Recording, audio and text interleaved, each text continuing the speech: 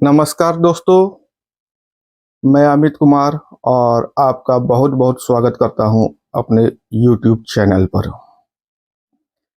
दोस्तों, 4 तारीख को लोकसभा चुनाव का रिजल्ट आया।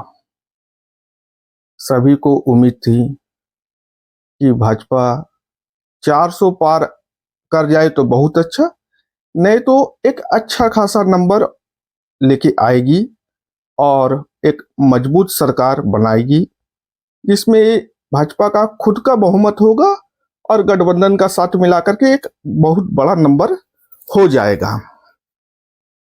लेकिन इसके जस्ट उल्टा रिजल्ट आया।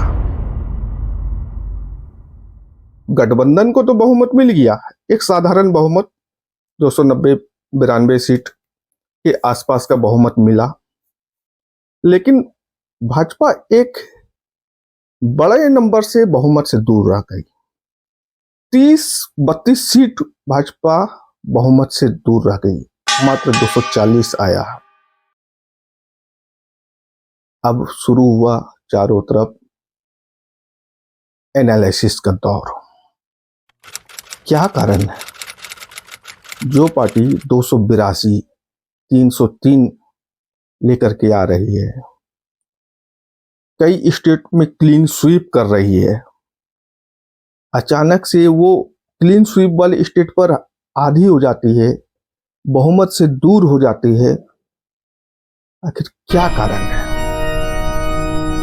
तो उसमें से कुछ प्रमुख कारण निकल के आए। विभिन्न मीडिया चैनल, विभिन्न यूट्यूब के में जो है वीडियो आए, यूट्यूबर लोग जो है अपने अपने हिसाब से सर्वेक्षण कर रहे हैं, सर्वे कर रहे हैं, रिपोर्ट पेश कर रहे हैं। तो मेरे दिमाग में भी बहुत एक बेसिक सा चीज आया। सोचा आप लोग के साथ जरा साझा कर लो उस बात को।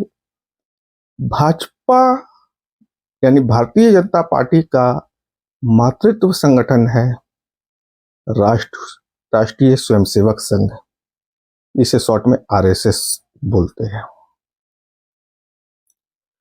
वर्तमान में पिछले 10 साल में संघ की कार्यविधि में बहुत बदलाव देखने को मिला है। मतलब कि उसका पूरा ऊपर से नीचे तक सिस्टम चेंज हुआ ऐसा नहीं है। उसके प्रचारक, जो तहसील प्रचारक सबसे नीचे के प्रचारक होते हैं, उसके ऊपर जिला प्रचारक, प्रांत प्रचारक, विभाग प्रचारक, क्षेत्र प्रचारक, एक प्रचारक का उनका भी कैटेगरी नीचे से अपर लेवल तक होता है। तो सबसे नीचे के जो प्रचारक होते हैं, उनका कार्य करने का जो तरीका है, आज से 15-20 साल पहले जो हुआ करता था, उसमें बहुत बड़ा बदलाव देखने को मिला। ये वो व्यक्ति होते थे जो संघ को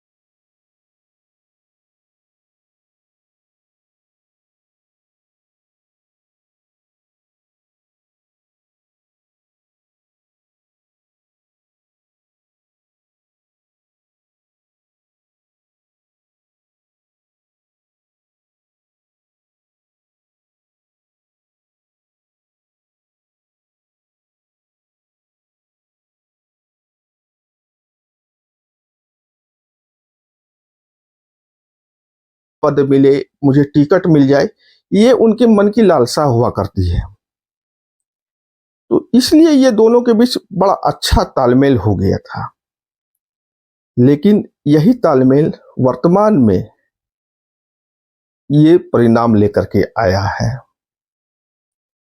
तो अब संघ को भी विचार करना चाहिए कि संघ जो भी प्रचारक को क्षेत्र में भेज रहा है, क्या वो प्रचारक के नाते जा रहे हैं या भाजपा के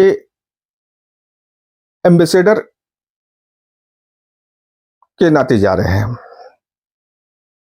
तो अब संघ और भाजपा इस दोनों चीजों में विचार करेगी।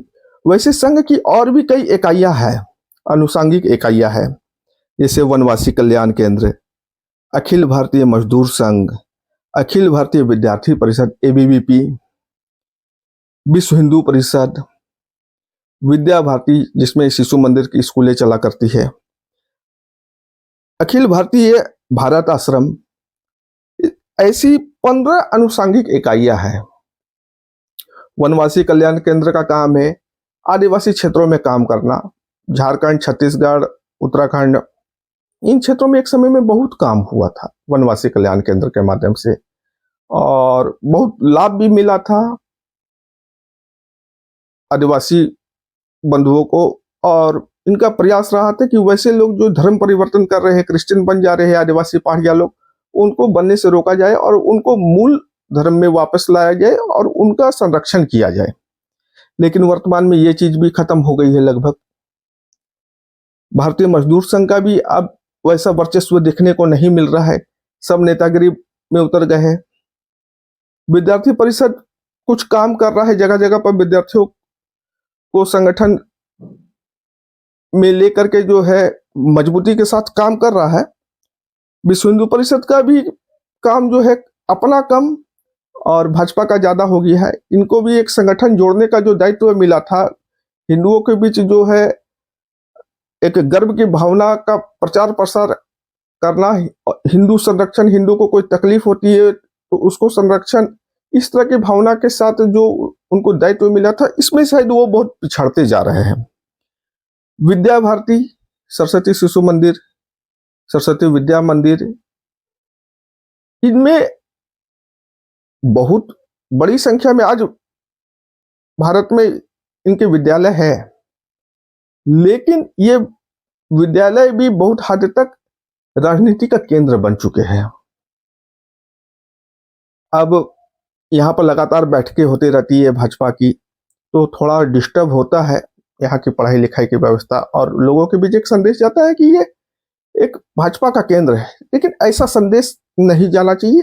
ये एक अनुषांगिक संघ की इकाई है और संघ कभी नहीं बोलता है कि आप भाजपा में जाइए।